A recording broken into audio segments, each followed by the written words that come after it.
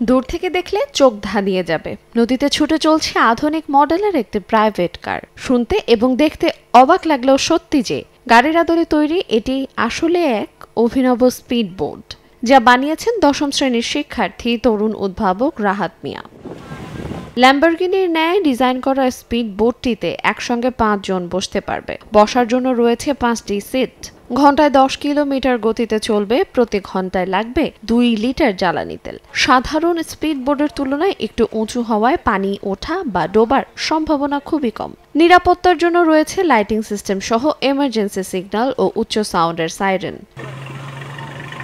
বর্ষায় চলবে নদীতে, আর ভবিষ্যতে শুকনা মৌসুমে রাস্তায় চালানোর পরিকল্পনাও রয়েছে উদ্ভাবকের। এই জন্য যোগ করা হবে বিশেষ চাকা ও গিয়ার সিস্টেম। তবে বর্তমানে এটি কেবল নদীতে চলাচল করছে বলে জানান তরুণ এই উদ্ভাবক। তৈরি করেছি মানুষকে আনন্দ দেওয়ার জন্য, মূলত এটা হচ্ছে কারণ।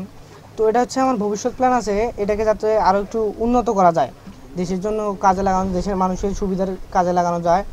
এটা হচ্ছে আমি তো আপাতত তৈরি করেছি, এটা হচ্ছে আমার পানিতে চলে শুধু। আমি ভবিষ্যতে আরও করতে চাই যে এটা যেন উপরেও চলে, মানে পানিতে নামাইছি, সামনে উঁচা, এখন একটা বাটনে চাপ দিলাম, গাড়ি থেকে চাকা বের হয়ে আসলো, তখন হচ্ছে উপরে চললো আমার। এই ধরনের সিস্টেম করা গেলে, আমাদের বাংলাদেশ হচ্ছে নদীমাতৃক দেশ, সব ধরনের জায়গায় নদী। তো এই ধরনের সিস্টেম যদি করা যায় আমাদের বাংলাদেশের মানুষের জন্য সুবিধা হবে। তাহলে ওনাদেরকে আলাদাভাবে কোনো বাড়তি খরচ করতে হচ্ছে না। ওনারা যদি একটা গাড়ি কেনেন এই ধরনের, তাহলে ওনাদের বোর্ডের কাজও হয়ে যাচ্ছে এবং গাড়িতে চড়াও হয়ে যাচ্ছে।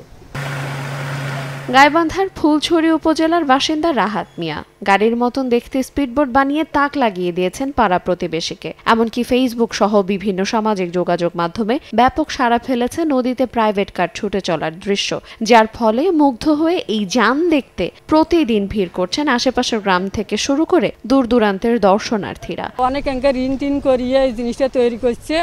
তার উপরে আমার অনেক আশা যে নাতি যেন আমার অনেক বড় হয়ে যায়, ঋণ টিন শোধ দিতে পারে। আসলে আমি জানি না যে এই ছেলেটা এটা বানাইছে, আমার এটা জানাই ছিল না এই ছেলেটা এখানে বানাইছে। আমি যখন ফেসবুকে দেখি বিশ্বাস করি, তারপরে বাড়িতে আসি দেখে এই ছেলে গাড়িটা বানাইছে, দেখে আমার খুবই ভালো লাগছে।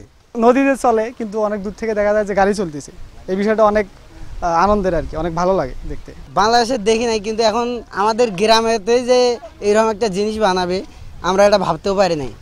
আমরা দেখে অনেক আনন্দিত। গ্রামীণ জীবনকে বদলে দেওয়ার স্বপ্ন নিয়ে এগিয়ে চলছে রাহাত। তার এই ব্যতিক্রমী উদ্ভাবনের পাশাপাশি সে তৈরি করেছে ফায়ার ফাইটার রোবট, ওয়াল ক্লাইম্বার রোবট সহ বিভিন্ন কিছু। তরুণ উদ্ভাবক রাহাত মিয়া ফুলছড়ি উপজেলার রতনপুর গ্রামের শফিকুল ইসলামের ছেলে। সে পার্শ্ববর্তী গুণভরি স্কুলে 10ম শ্রেণীতে বিজ্ঞান বিভাগে লেখাপড়া করছেন। সময় সংবাদ, গাইবান্ধা।